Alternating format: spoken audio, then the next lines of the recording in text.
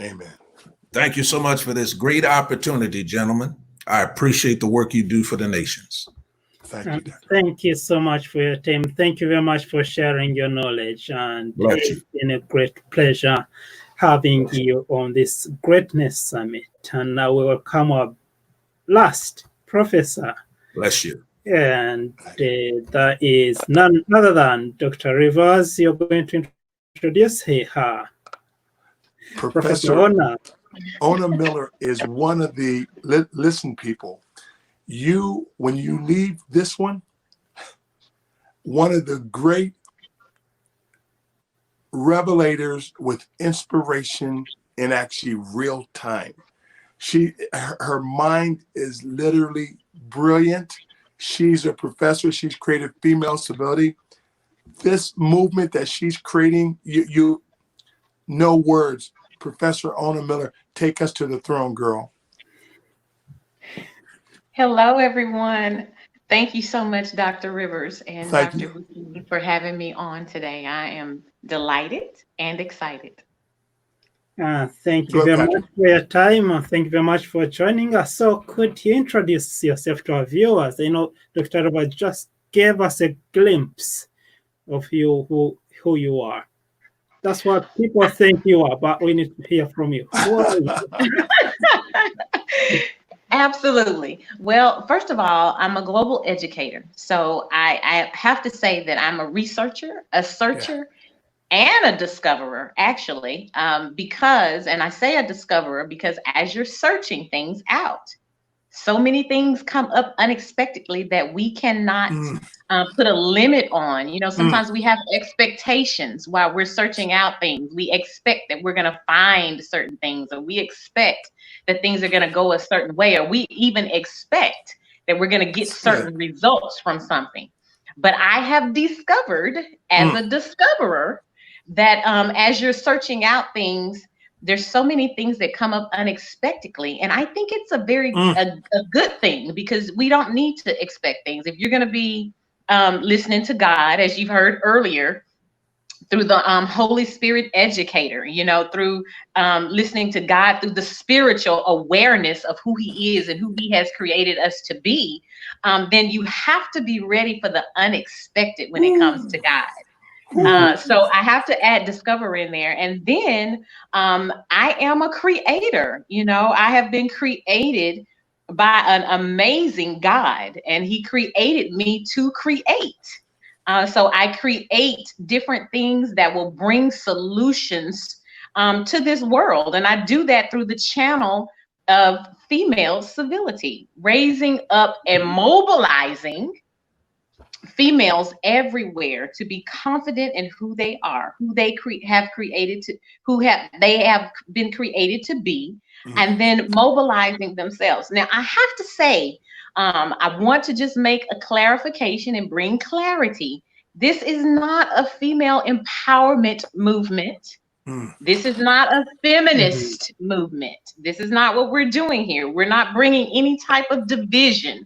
We're not bringing any type of contradiction to what God has said in his word. We're not doing any type of, division or pulling apart or wait. This is all about unity. This is all about women finding their identity in Christ. Not in what they've been told through society, not in what they've been told through tradition, or sometimes it's been passed along through the generations. No, this is finding out who you are according to what God said, because he's your creator. He's the one that created you, and he's the only one that can tell you your identity.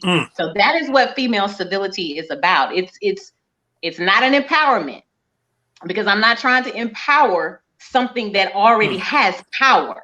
You already have power. When you were created, he gave you authority and power. So I'm not trying to empower you. I'm trying to awaken women, females, young girls, because it's a generational thing. I want to awaken them and bring to a realization that you are needed and that we need you. This world needs you. And wake up and let's get to it. Wow. I love the discoverer. I love that element. What you said there is so true. Man, Professor, isn't it true what you discover during the discovery? Like I tell people, sometimes what I'm headed for, the discovery is what I was created for. Absolutely. Absolutely. And that's one of the things, that female civility is about. It's about discovery. Oftentimes we believe what we've been told and we stop there. We never move past that and say, you know what? That could very well be a lie. That's not even who I am. So what we've been doing is we've been taking on a story that has been given to us. It's not even our reality. It's not even our truth. And so we've been believing lies that are not even a part of who we are. And so that's what female civility is about. It's about discovery. Who are you? Answer that question from within. Who are you? Discover who you are. And then the good thing about it is the discovery never stops. Like, you continue to discover, you continue to discover who you are, who you're called to be, who you're meant to be. And then it even goes past that, who you are. You discover who you are meant to reach, who you are meant to impact, who you are meant to bring transformation to. So that's what female civility is about. And I am so excited about it, because I think as females, we really have to take position, of what we were created to be, so that we can do our part in the globe, in the world, in today. So that's what I'm excited about. And that's what I'm about. Wow. Oh, thank you so much for taking on that mission. When did you discover this discovery of female civility? I discovered female civility when I was walking through the process of being mentored by Dr. Rivers. Mm-hmm. And it had me to go all the way back to when I was a child. And as a female, as a child, how I felt when it comes to confidence, when it comes to security, insecurity, when it comes to intimidation, when it comes to, not feeling as if being a creation, not feeling as if I was important or important enough to even do something in the world, to even change the world. And it went all the way back there, and I had to look at, that's why I said I'm a researcher also, because researchers, as you know, they research history. Yes. But in researching history, as a researcher, I'm also trying to make sure that history does not repeat itself. I believe history has a place, and I believe it should stay where it is, which is the foundation to where we research, but we leave it there. We don't bring it with us. We leave it right where it is. And so I discovered that most of my insecurities and most of the intimidation and the feelings of the fear and inadequacies came from things that I was taught. It came from society, things that I would see on TV where they tell you have to be, this size, you have to fit in this category, you have to look this way, you have to talk this way, or you can't necessarily do this because you're not this particular, height, or you're not this, or you don't come from this particular background, or this is not your family's last name. So, and you fit into all these different categories, and by the time you're finished trying to fit in all those categories, you literally have lost your identity. And that is what has happened to so many people in general, but especially for females, because for some reason we have always wanted to just take that back seat because we've been taught to do that. Wow. But I'm trying to teach women and make them aware that we have a job to do. We have a position to fulfill, and we have to do that. We have to do our part. Wow. Professor Ona, thinking about how spirituality in life has oppressed women.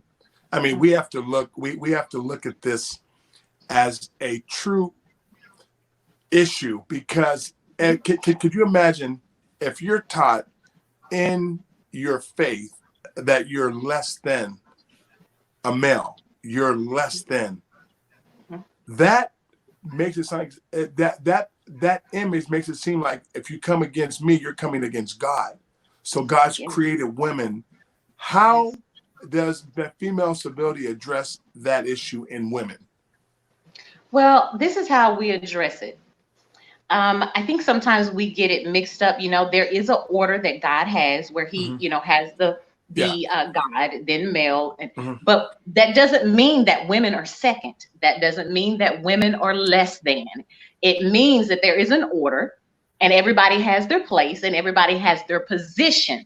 So I know for me, growing up in the church, I have to say I learned a lot, but I also, it was probably some of my worst times also, if I can just be honest and truthful.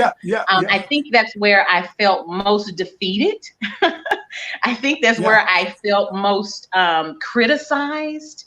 I think that's where I felt most ostracized because they tell you, you have to look a certain way.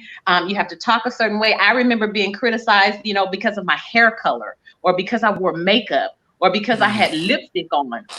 And then let's be honest, you look in the mirror without makeup and lipstick and your hair, you're looking kind of bad, so you look in this mirror and you're thinking to yourself, I don't even like what I see. So if I don't like what I see, then that means nobody else likes what I'm seeing either. And so it puts this damper on your identity because your identity is attached to your image. Who do you see that you are? And so that's what we start believing, tradition and church has played such a vital part in keeping us restrained, keeping us boxed in, keeping us believing these myths and these lies, if I can just be honest, about females. You definitely don't have a voice. And if there's something you think, you definitely, please do not speak it. And you cannot speak it with authority. You have to ask permission before you say it. And then they have to check it to make sure before you say it, it's okay. And so then you have to get the approval of man. And a lot of times, let me just be clear. I don't mean man as in a male. I mean man as in human beings, period. Because I counted that with females in the church, to tell you what to wear, to tell you what to do. So that's why I have to agree with you totally that most of it, we have to address it, that even from the church standpoint, it's a constraint. Yes. Mm-hmm. Oh, that's good. Thank you so much, Dr. Professor Hona. That's okay. Sharing from your heart. Yes, for sharing from your heart. So there are lots of things that you do for women to help them get to that space, to discover their identity. So could you walk us through some of the things like the female First Ladies Institute and how those things not empower actually, how those different things you put in place help women discover their greatness? Well, First Ladies Global Institute, the main objective in that is to let females know that every lady, every female is a first lady. You're number one. You're not number two. You're number one. And that's to get their mentality to understand that you're it. There is nobody on this earth that God created just like you. You're it. I'm the only owner. You can't, you can try to clone me. You can try to be like me. You can try to dress like me. You can try to look like me, but it's not going to happen. I am owner. I'm who I am. And I love that. And so the Institute is to help them understand that they are it, that they are great, and to embrace who they are. It takes them through, it's a curriculum that takes them through. The first thing we addressed is their identity, which is so important because you can't move on to anything else until you know who you are. You can't help anybody else. You can't do anything else in the world. You can't make any changes until you know who you are, because you have to stand on that. And you have to know it without a doubt, because things out here are going to try you. They're going to test you. If you say that you are who you are, then they're going to say, okay, well, let me see, show me. I'm going to see. It's always going to be something to come up against you to try to make you validate who you are. And so we start with identity. And once we go through that phase, then we start trying to get to a strategy of how to effectively lead your own life. Wow. You cannot lead anybody else until you first become a leader of your own life, making effective decisions, making sure, that you are where you need to be when it comes to your image, when it comes to your heart, when it comes to your mind. And so it's 2 phases. We go, and then, we walk them into their purpose. We take them through 8 elements of implementing your purpose. What is your purpose? How is this purpose going to come to fruition to help other people? And then what is your philosophy? What is your theoretical, analysis? What is it, and so that's what we do. And then we move from the First Ladies Global Institute. And then we move into, I just launched the Global Library of Female Authors, to where it is women who are actually authoring or initiatives, I guess you could call it. It's initiatives, causes, and programs that are enhancing the lives of other females globally. But also in that, there are also authors who are actually, writing books, writing their stories, writing strategies, to make things better. And they are around the world, and they are mobilized, and they are doing some amazing things. Yeah, they are. And then from that, I just launched recently the Female Publishing Group, to where these women need to document what they are doing. They need to document, their life experiences. They need to document their discoveries. They need to document as they search and research. So I that was my last endeavor. initiative that I love. See, man, Professor Ona has built an actual ecosystem. You bring somebody in and you run them through. And you know what? I was on a call. I was on a show last week, and we're talking about people value.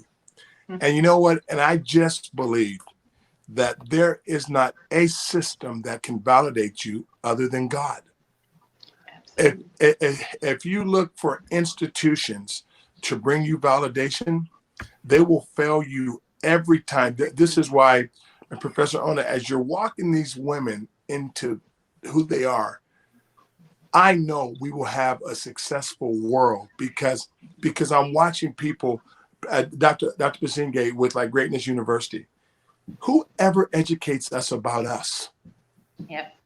The missing component is we talk you into everything else. Yes. And you don't know who you are. And let me tell you this here. Most of the identity crises I see in the world are people in their 40s, 50s, and 60s. Yes.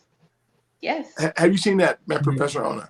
Mm-hmm. I have. Matter of fact, I'm a result of that. I mean, I walked through, so many things. And finally I said, wait a minute. Who are you? Like, who are you? I know who you've been told.